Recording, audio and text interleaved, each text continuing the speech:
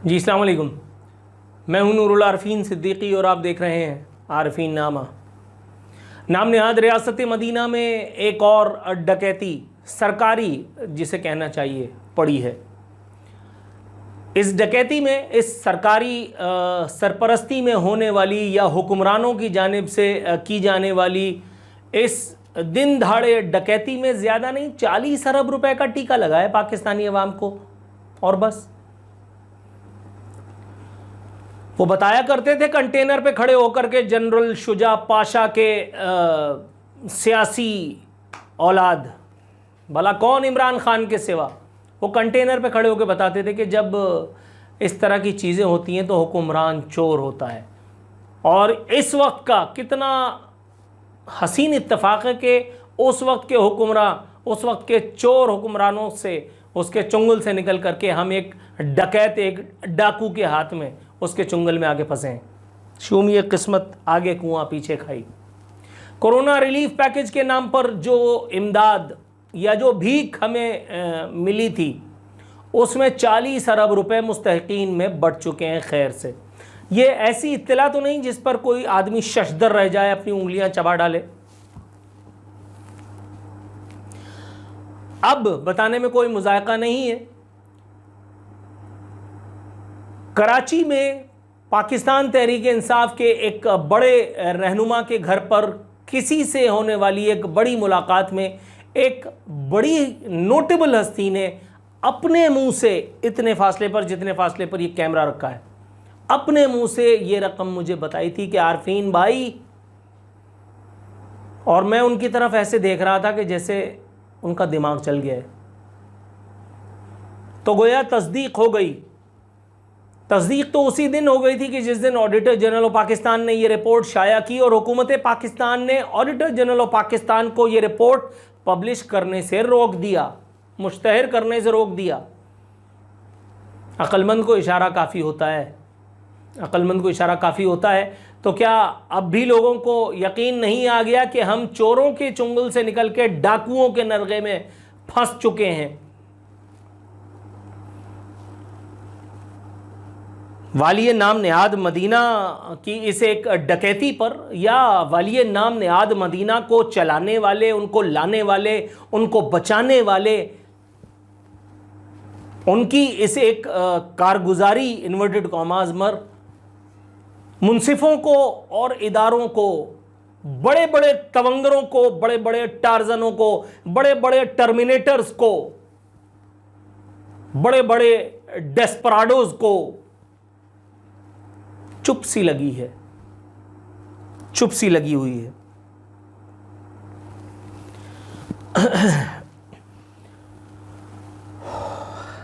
IMF ने जो कर्जा पाकिस्तान को दिया है, ये उस कर्जे के अलावा है जो अब तक हुकूमत ले चुकी थी। ये वो कर्जा है जिसके बाद अब हम पर महंगाई का एक नया तूफान बलाखेज मुसल्लत किया जाने वाला है, जिसके बाद फिर हमारा जहन साजी करने का फरीज़ा अंजाम दे रहे हैं शौकत द ग्रेट तरीन, जिनसे अपना बैंक सिल्क बैंक नहीं चला, वो पाकिस्तानी मईशत को चलाने आए हैं। IMF ने शर्त लगा दी कि जनाबे वाला आप इस रिपोर्ट को पब्लिश करेंगे जब IMF की तरफ से हुक्मनामा आ जाए और भीख भी साथ साथ मिलने वाली हो, जिसमें से खुर्द-बुर्द ही होगी। ये कोई अनोखी बात है, ये कोई अनोखी बात है। मतलब अगर इसमें से इमरान खान, पप्पा जानी, उनकी दीगर औलादें, उनके दीगर सियासी या गैर सियासी औलादें अगर इसमें से नहीं खाएंगे तो किस में से खाएंगे?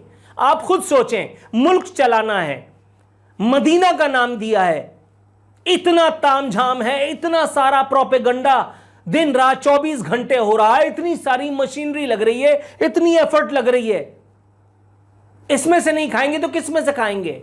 40 अरब रुपए, 40 अरब रुपए की बदउनवानी। वो जो बताया करते थे कि रोजाना पाकिस्तानी कौम के मामलात पर इतने इतने का डाका मारा जा रहा है, उन्हें न जाने क्यों अब शर्म हया नहीं आ रही। खैर अब क्यों उनको, मतलब उनके पास कैसे आ जाएगी। एक अखबार में शाया होने वाली एक खबर के मुताबिक बेनज़ीर इनकम सपोर्ट प्रोग्राम को वज़ीर आज़म कोरोना पैकेज के तहत 133 अरब रुपए दिए गए। जिसमें ऑडिट रिपोर्ट के मुताबिक 25 अरब रुपए की बदउनवानी हुई। यूटिलिटी स्टोर कॉरपोरेशन को 10 अरब रुपए दिए गए, जिसमें से 5 अरब 20 करोड़ की बदउनवानी की गई। सुनता जा शर्माता जा, इमरान खान, पप्पा जानी and company. National disaster management authority को 22 अरब 20 करोड़ रुपए इस प्रोग्राम के तहत दिए गए, जिसमें 4 अरब 80 करोड़ की बदउनवानी की निशानदेही ऑडिटर जनरल ऑफ पाकिस्तान की इस चश्मकुशा रिपोर्ट में की गई। रिपोर्ट के मुताबिक चीन ने नेशनल डिजास्टर मैनेजमेंट अथॉरिटी को $4 मिलियन कोरोना के मरीजों के लिए मख्तस 250 बिस्तरों पर मुश्तमिल इन्फेक्शन सेंटर बनाने के लिए दिए गए, लेकिन ऐसा कोई अस्पताल बनाया ही नहीं गया और इस पैसे को इस्तेमाल ही नहीं किया गया। अरे रुको यार, ऐसी की तैसी, ये नेशनल डिजास्टर मैनेजमेंट अथॉरिटी वही है ना जिसके बारे में एक सरसरी सा जुमला कहा था, और कहां से ओफ डिस्प्लेजर का इजहार हुआ था। ओफ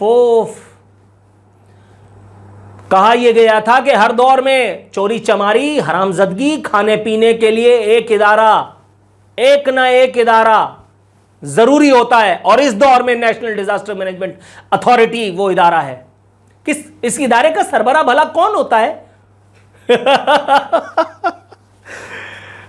ओ भाई अभी भी सुनना है तुम लोगों को। नेशनल डिजास्टर मैनेजमेंट अथॉरिटी का सरबराह भला कोई हम जैसा हो सकता है, कोई टटपूंजिया हो सकता है, कोई इन्वर्टेड कॉमास में हकीर आदमी हो सकता है। सारे ब्लेस्ड वन। इन्फेक्शन सेंटर के कयाम के लिए चीन, मैं तो इन लोगों पर हैरत करता हूं खुदा की कसम। ये अमेरिका, बरतानिया, Canada, Europe, Asian development bank, world bank, फलाना ढिमकाना घंटा। अबे तुम्हारी औकात है? तुम्हें टके के लोग, 2-2 पैसे के लोग, छोटे मोटे किसी गांव, किसी देहात, किसी नदी, किसी नाले से निकल करके, जो कल तक उसमें गौते मारते थे, वो निकल करके किसी जगह पहुंचने वाले लोग तुम्हें बेवकूफ बना देते हैं और तुम्हें पता तक नहीं चलता। क्या झक मारी है तुम लोगों ने बैरून मुल्क पड़ा करके यार? तुमसे अच्छे तो यही लोग हैं, नाम के पेंडू हैं, नाम के देहाती हैं, नाम के गोठ वाले हैं, लेकिन इनके काम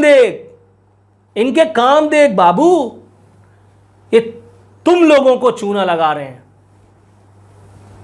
ईस्ट इंडिया कंपनी चली गई, किसने कहा है? National disaster management. इसके अलावा नेशनल डिजास्टर मैनेजमेंट नामी इसी अथॉरिटी ने महंगे वेंटिलेटर्स खरीदे, जिससे $10 लाख का नुकसान हुआ। याद रखना इसका सरबराह कौन था, याद रखना इस अथॉरिटी में कौन कौन था जिनके ऊपर सवाल नहीं हो सकता। जिनके ऊपर सवाल करो तो मुल्क की सलामती खतरे में पड़ जाती है, कौमी मफाद ब्रिगेड हरकत में आ जाती है। याद रखना। इसी तरह बेनजीर इनकम सपोर्ट प्रोग्राम ने तकरीबन 5 लाख ऐसे अफराद को कोरोना पैकेज के तहत कुल तकरीबन 7 अरब रुपए तकसीम किए, जो सिरे से गरीब ही न थे।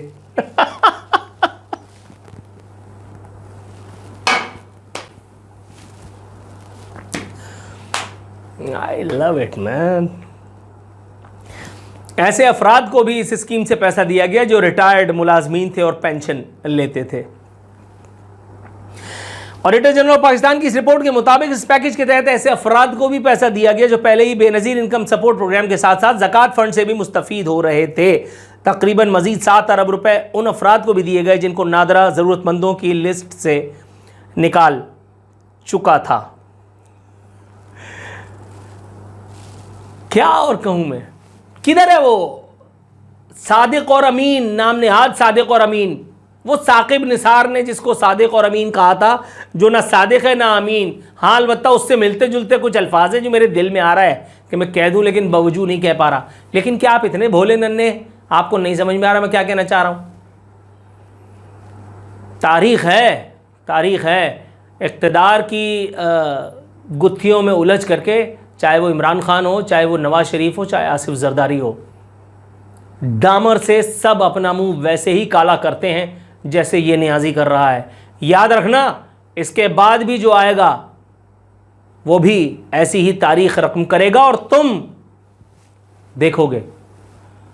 तुम देखोगे, लाजिम है कि तुम भी देखोगे। फीमान अल्लाह।